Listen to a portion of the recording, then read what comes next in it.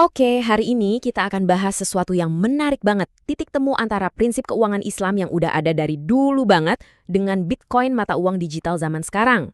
Kita akan menelusuri pemikiran dari Muawiyah Tucker, seorang pengajar hukum Islam. Perjalanan hidupnya ngasih dia perspektif yang unik banget. Kenapa ini tuh bukan cuma debat teknis, tapi udah masuk ke ranah keyakinan di era digital kita. Nah, biar nggak cuma teori, kita mulai dari cerita nyata dulu. Ini adalah kisah tentang gimana sistem perbankan tradisional bisa bertindak seenaknya. Sebuah pengalaman pribadi yang memicu pencarian panjang bertahun-tahun untuk sebuah alternatif. Oke, ini dia alur pembahasan kita.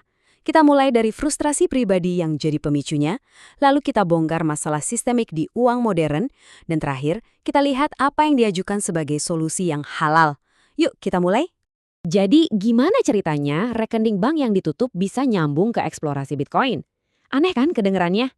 Nah, semuanya itu berawal dari satu momen keterkejutan yang kemudian memicu pencarian selama bertahun-tahun untuk sebuah sistem keuangan yang nggak dikendalikan oleh satu pihak terpusat. Kalau kita lihat lini masa ini, jelas banget ya, ini bukan cerita tentang gimana caranya cepat kaya. Ini lebih tentang melarikan diri dari sistem yang dirasa udah rusak, mulai dari rekening bank yang dibekukan tahun 2001, sampai rasa frustrasi pakai platform kayak PayPal bertahun-tahun kemudian.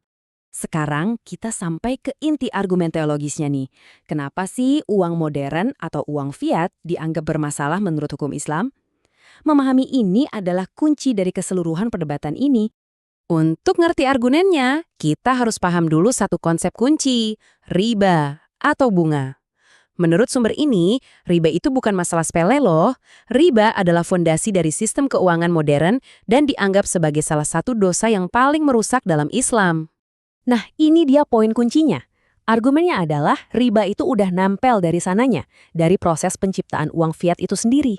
Setiap dolar atau rupiah baru menurut pandangan ini lahir dari utang berbunga. Jadi masalahnya bukan cuma gimana uang itu dipakai, tapi dari mana uang itu berasal. Nah, ini nyambung ke kutipan pajak karena menjadi seorang muslim. Maksudnya gimana? Ya gini, di sistem yang dasarnya utang, mereka yang secara etis berusaha menghindarinya dan cuma nabung, malah kena getahnya. Tabungan Anda nilainya kegerus sama inflasi, sementara mereka yang ngutang malah diuntungkan. Ini konsekuensi ekonominya di dunia nyata. Oke, kalau sistem yang sekarang ini masalahnya, terus solusinya apa dong? Nah, disinilah Bitcoin masuk ke dalam gambar. Yuk kita lihat kenapa Bitcoin dianggap sebagai alternatif yang layak. Coba lihat perbandingan ini. Kelihatan banget kan beda fundamentalnya? Uang fiat lahir dari utang. Bitcoin sebaliknya diciptakan lewat proof of work, upaya komputasi nyata yang butuh energi. Argumennya adalah perbedaan asal-usul ini, upaya versus utang, desentralisasi versus kontrol terpusat, membuat Bitcoin secara fundamental lebih sejalan dengan prinsip-prinsip Islam. Jadi, argumen kenapa Bitcoin bisa dianggap halal itu intinya ada di beberapa poin kunci nih. Penciptaannya butuh kerja nyata, bukan utang. Nggak ada otoritas pusat yang bisa memanipulasinya. Jadi ini bukan cuma soal menghindari sistem berbasis riba, tapi secara aktif memilih sistem yang dibangun di atas fondasi yang transparan dan berbasis usaha.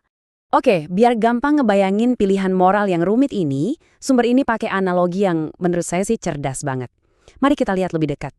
Analogi ini benar-benar nangkep inti argumennya. Selama puluhan tahun, fiat mungkin satu-satunya sistem keuangan yang ada. Ibarat daging babi di pulau terpencil yang boleh dimakan karena darurat. Tapi sumber ini bertanya, sekarang setelah daging sapi, sebuah alternatif halal seperti Bitcoin sudah datang, apakah alasan untuk tetap pakai sistem lama itu masih berlaku? Nah, dari teologi kita geser ke konsekuensi yang lebih praktis. Pilihan antara kedua sistem ini punya implikasi finansial yang besar banget di dunia nyata. Coba kita lihat datanya. Grafik ini nunjukin perbandingan hasil kalau kita nabung rutin $500 per bulan, strategi yang disebut dollar cost averaging, dari tahun 2016 sampai 2023. Hasilnya, wow, beda banget ya. Menurut data ini, nabung dalam bentuk uang tunai fiat itu ibarat lari di tempat. Tapi alternatifnya menawarkan jalan yang sangat berbeda untuk membangun kekayaan. Dan ini poin paling pentingnya. Ini bukan soal milih saham mana yang lebih bagus. Ini soal memilih untuk keluar dari satu sistem dan masuk ke sistem lain. Sebuah perpindahan dari apa yang digambarkan sebagai pajak karena menjadi seorang muslim menuju sebuah alat untuk kedaulatan finansial. Jadi, kita sampai di ujung pembahasan ini dengan sebuah pilihan yang digambarkan bukan cuma sebagai pilihan keuangan, tapi pilihan yang mendasar. Tetap di sistem yang disebut perbudakan utang fiat atau merangkul alternatif baru untuk era digital ini. Pertanyaannya melampaui teknologi, menyentuh inti dari keyakinan dan kebebasan pribadi.